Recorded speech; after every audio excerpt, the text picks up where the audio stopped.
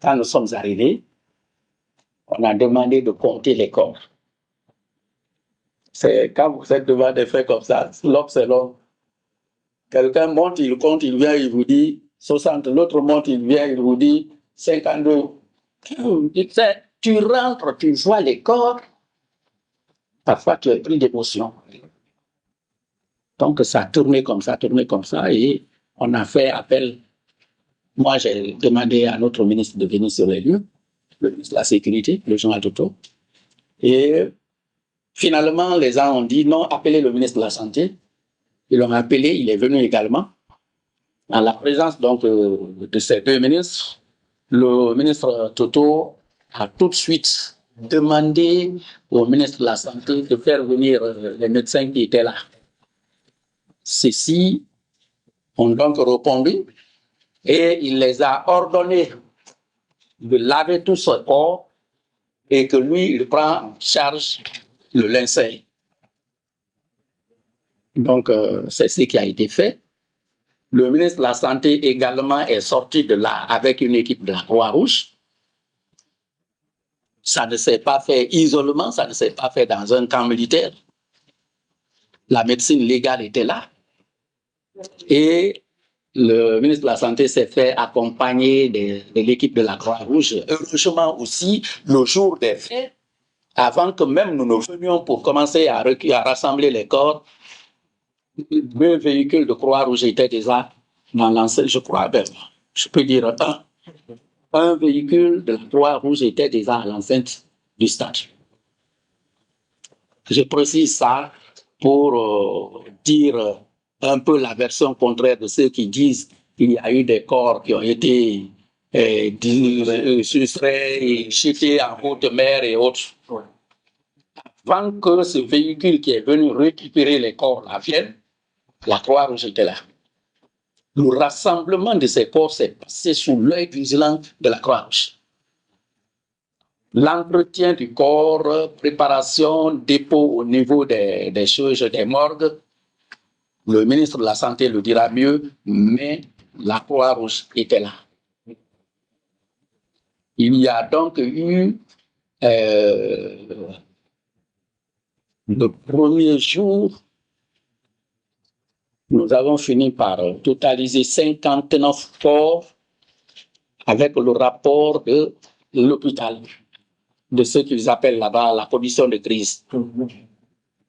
Mais le premier jour réel, les corps qui ont été vus, c'était 56 corps. Après, il y a eu, ce qui m'a été rapporté, il y a eu 2 morts des suites de blessures à l'hôpital, ce qui fait 58. Et il m'avait été rapporté qu'un corps était ramené de la ville vers la fin, ce qui faisait 59 corps. C'est réellement ça, ce qui a été retrouvé comme les dégâts et les effets de stagnation. Maintenant, les cas de blessés et autres, c'était un peu plus élevé. Nombreux sont ceux-là qui sont partis à domicile. Ça, c'est donc le 28 septembre.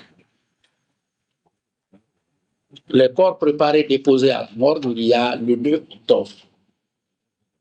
C'était la date de remise des corps. Qu'est-ce qui s'est passé? Toujours dans le même cadre des choses, c'est les réalités que je suis en train de vous conter. Oui. Ces corps ont été préparés sans formol, parce qu'il n'y en avait pas à l'hôpital, selon ces commandes. Donc, du 28 au 2, malgré la glace, mais les corps étaient déjà proches de l'état de décomposition.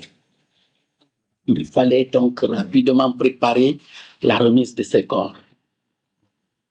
C'est pourquoi les corps n'ont pas retardé. J'ai été informé subitement par la constitution d'une commission qui devait préparer ça. Je me suis levé pour chercher à savoir où se trouvait cette commission. J'ai vu mon ministre, le ministre m'a dit ça doit être le ministre d'État, Bouba. J'ai foncé vers le ministre d'État. Il m'a dit oui, c'est chez nous ici, mais la commission des patriarches travaille avec le ministre des Affaires religieuses.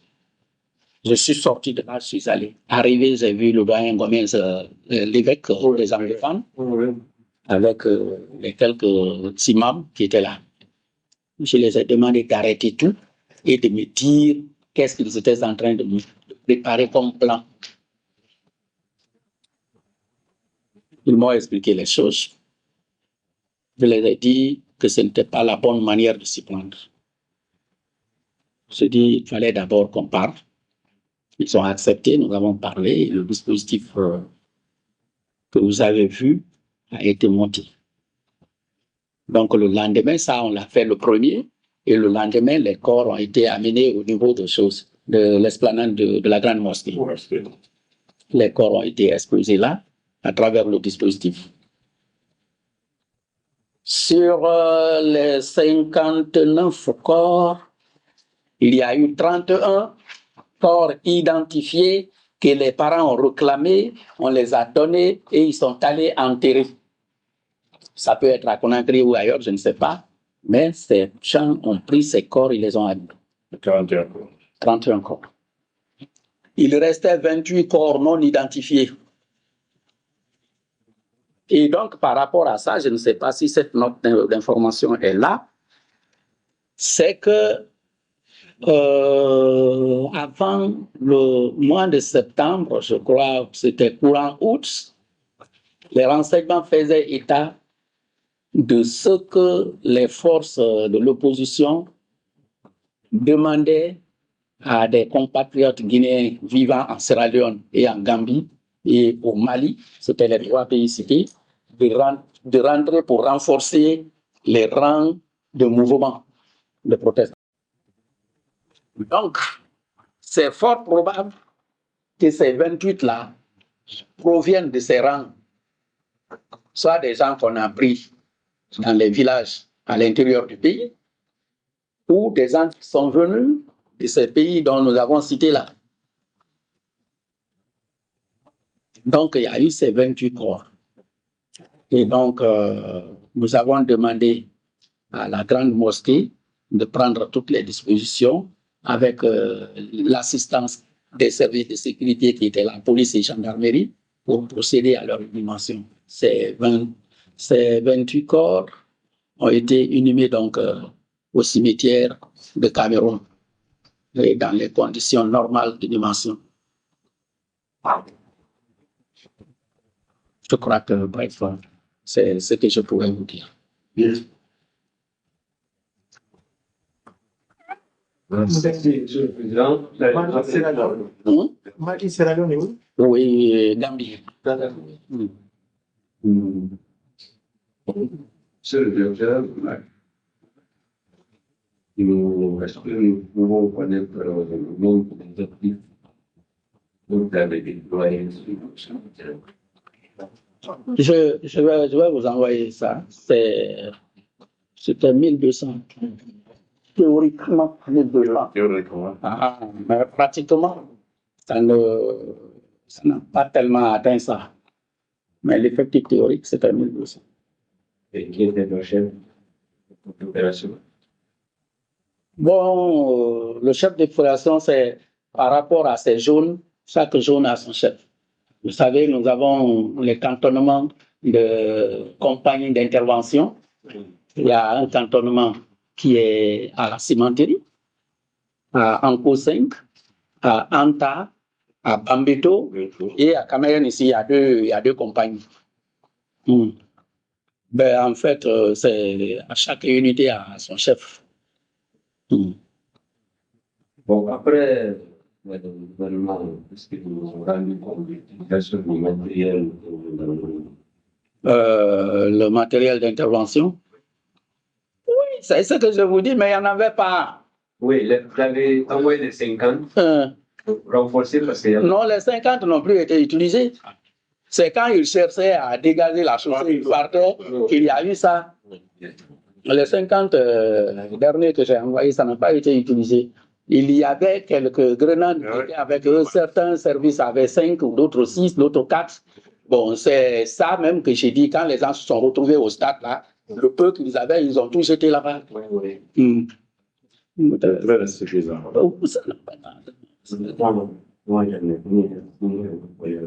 Voilà. Merci. Monsieur le Président. Moi, je voudrais tout simplement savoir si dans les dispositifs sécuritaires, l'armée était prévue dans votre plan. Non, l'armée n'a pas été prévue. D'ailleurs, les réunions d'avait interdisaient strictement l'intervention de l'armée. Et ce que je vous dis, même le manque de moyens là, le président en faisait déjà souci, mais c'est le fait de la procédure d'importation. Sinon, on serait ravitaillé avant que cela n'arrive. Bon. Il m'avait dit d'introduire tout. L'armée n'était pas là-dedans. Dans le dispositif, il y avait la gendarmerie, la police. Il y avait le groupe de Tiegro qui était prévu, mais comme des itinérants qui faisaient, parce que bon, on s'était dit, c'est quand même dissuasif qu'eux, ils sillonnent, comme ils étaient à peu près en possession des pougas, des casques, les autres ne l'avaient pas chez nous. Donc, eux, ils étaient là avec leur pick-up dissuasif, c'était des mobiles, on les avait prévus dans le dispositif. D'accord. Selon les informations reçues par vous, pour vous dire qu'il y a eu des coups de feu par votre représentant qui était au stade. Il n'y a pas les jeteurs de ces coups de feu. C'était des militaires, des civils. Ce point, peut-être que les gens de la commission internationale ont dû penser que la police était en train de cacher quelque chose, mais dans la réalité des choses, ça ne pouvait pas être dit.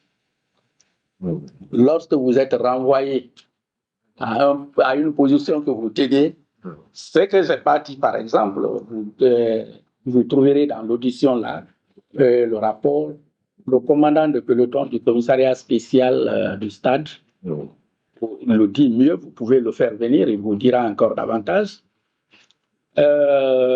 Ils étaient là quand la foule a commencé à venir. Avec l'esprit de policiers, ils se sont retrouvés, ils se sont dit, qu'est-ce qu'on va faire? Ils ont dit, enlevez les tenues, mettez-vous en civil. C'est ça, déguisé. Ils se sont mis en civil. Malheureusement, ils ont laissé les tenues suspendues ensemble. Ces gens sont venus là quand ils ont trouvé que les tenues étaient mises ensemble quelque part. Ils ont compris aussi que les policiers étaient parmi eux. Ils ont d'abord ramassé toutes ces tenues-là, aller mettre le feu là-dedans. Et ils sont ressortis à la recherche de ces policiers. Certains ont pris position du mur parce que là-bas aussi c'est une dalle. Ils sont montés sur ces dalles et s'arrêter pour observation. Donc ces policiers qui devaient rester là pour suivre le reste ont pris la tangente.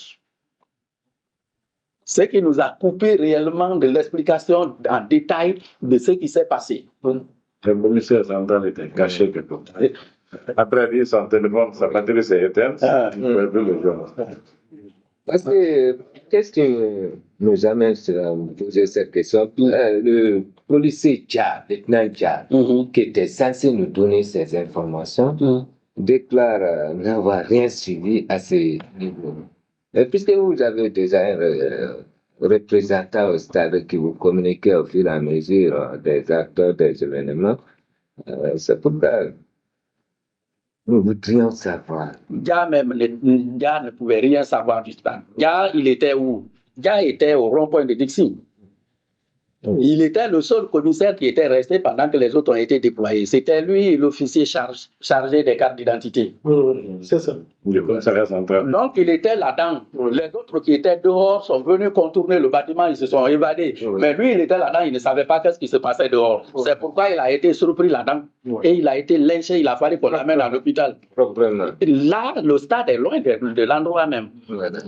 L'autre côté, je vous dis, moi-même, j'étais là. Si on était resté, moi-même, je n'allais pas dire quelqu'un m'a rapporté. J'allais vous dire ce qui se passe. On était tous là. Mais c'est que personne ne pouvait supporter par manque de moyens. C'est ce qui a fait ce repli. Et c'est après leur repli Et les gens sont rentrés, et derrière ceux qui sont rentrés, les fous sont arrivés. Bon, au niveau des corps qui étaient regroupés là, alignés, vous n'avez pas constaté des morts par armes blanches ou autres? Oui, bon, vous savez que ça se décrit médicalement. Mais moi, à vue d'œil, c'est un corps que j'ai identifié comme étant atteint par balle, parce que là, il y avait une plaie circulaire ici au niveau de la poitrine, et au moment où nous sommes venus, le sang sortait. Là, je n'avais pas besoin d'un technicien pour dire qu'il a été atteint de balle. Les autres corps n'étaient pas imbibés de sang. La plupart, c'est comme des gens qui dormaient. C'est pourquoi je vous dis, l'émotion était là. C'était des jeunes gens, et comme ça a été très matinal, la plupart étaient venus même en pyjama, survêtement, hein? Pas très bien, grandement habillés là. Ils étaient venus en tenue de sport, et tu les trouvais comme ça, comme ça. C'est par après qu'on vous dira, mais je réserve ça aux corps médicaux, c'est par après qu'on nous a dit qu'il y avait, je crois, 4 morts par balle, d'autres ont dit 7 morts par balle. Je crois que le rapport de la Croix-Rouge donne beaucoup plus de précision. Parce que la Croix-Rouge a déjà commencé à faire sortir un rapport. Cette prison. C'est